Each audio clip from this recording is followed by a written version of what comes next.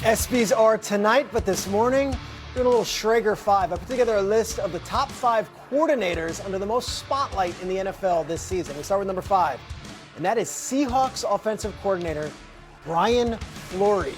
Who? Brian Flores with the 49ers beforehand, and he coached Sam Darnold when he was with the Niners, but he was a tight ends coach. He's replacing Clint Kubiak as the OC in Seattle for the defending Super Bowl champion Seattle Seahawks. Big spot there for Brian Flores.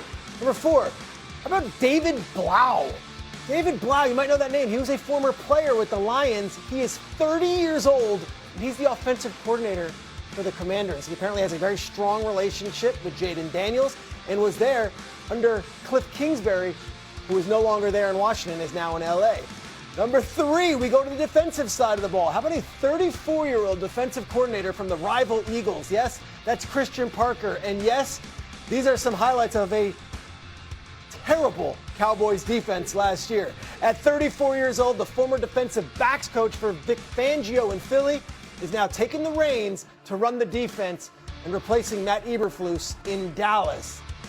And number 2, we stay in the NFC East because we're going with Sean Mannion, former player in the NFL, coming from Green Bay at 34 years old. He's now the new offensive coordinator in Philadelphia. No A.J. Brown, no Jeff Stoutland, and no, Sean Mannion has never called a play in the NFL. First-time play caller with a lot of pressure on him in Philadelphia.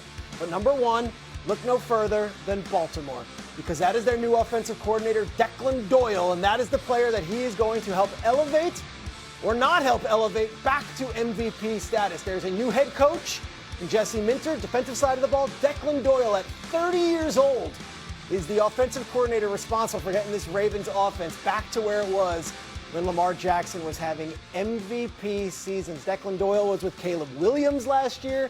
He was with Bo Nix the year before that. I'm joined by Kimberly Martin here. And we, of course, have Louis Riddick and Tom Pelissero as well. I'm going to start here by going over to Louis. Louis, you look at Declan Doyle, new voice. It's no longer Todd Monken. What do you make of Lamar Jackson and hitting the ground running in a brand new offensive scheme? Yeah, Peter, I think you're going to have to temper expectations and expect there to be a little bit of a transition period because, look, we know this is a relationship business, right? No relationship is more important than the one between the quarterback and the primary play caller. And Declan Doyle now, under Jesse Minter's direction as the head coach, is trying to really integrate a lot of put in a new offense, integrate some young new pieces. They got 2 new rookie wide receivers. They got a new rookie starter at the left guard position in Vanga Ioane. They got 2 new young tight ends that they're trying to bring into the fold. And Lamar is sitting there, trying to, again, reestablish himself as the 2024 version of Lamar Jackson, where he just absolutely blew it up under Todd Monken. And then in the background, Baltimore is still trying to figure out how to get him signed to an extension. Because in 2027, that cap number that Lamar has on his contract is the second biggest in the NFL, only behind Patrick Mahomes at $84 million. He's $34 million this year, $84 million next year. Mahomes is at 90, which is just kind of mind blowing. But they need to go ahead and get that thing kind of really figured out. And obviously, there's been a lot of talk about them trying to go ahead and kind of start this process rolling along. You don't know how that's going to affect Lamar and his mindset heading into this season. A lot of moving parts. Temper the expectations early on in the season. Kmart, you do such great work with the AFC North during the season on ESPN. What do you make of Lamar's offseason, what we've seen from him with a new coaching staff and a new offensive coordinator?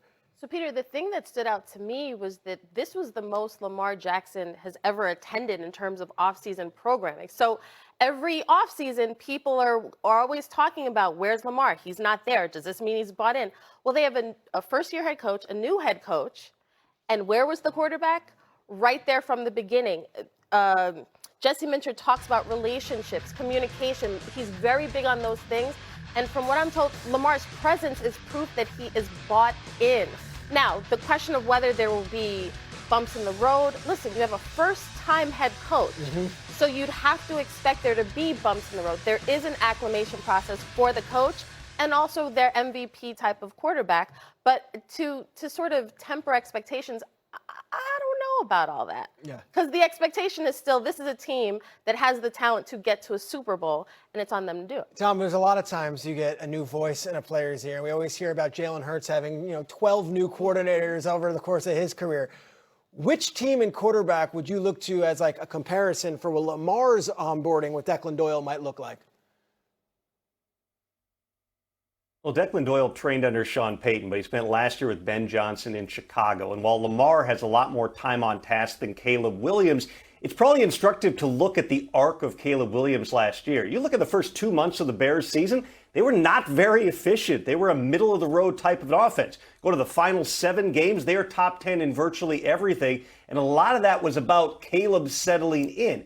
You don't want to take away a superhero's superpowers, but even Superman needs to be Clark Kent sometimes. So what they want to do with Lamar Jackson is allow him to play more in that first play. Make his job easy, train his feet to his eyes so he can go 1, 2, 3, and only then, if it's not there, does Superman have to come to the rescue. I want to show you guys something, and you can make what you want of it at home here. NFL.com and the NFL puts together a top 100 list. Now, for you guys at home watching who are just about to fall off your chairs, this is voted on by the players. Now, I don't know all the processes and how it all comes to be, but this is voted on by the players, and Lamar Jackson is sandwiched between a linebacker for the Dolphins, a wide receiver for the Broncos, and a couple other players, Xavier McKinney and Zay Flowers, who might not usually be considered in Lamar Jackson's league. This is the player that last year was voted number 2 by his peers. Kmart, I ask you, as you speak to all of his peers, what do you make of that ranking? I don't know what to even, I thought that was a joke. Because now granted, I don't poll every single player in the NFL. However, every week, I cover games. I cover a lot of AFC North games. I talk to a lot of opposing defenses, coaches, players. And the players who have to face Lamar Jackson and the Ravens, the player they always point to as to the key to everything for us to get a win against Baltimore is to stop 8. He's the problem. We have to always account for where he is. So I'm not sure how Lamar Jackson is that low. I really don't understand it. I don't mean to disrespect Jordan Brooks or Xavier McKinney, but to see that, 69 out of 100, what is your response?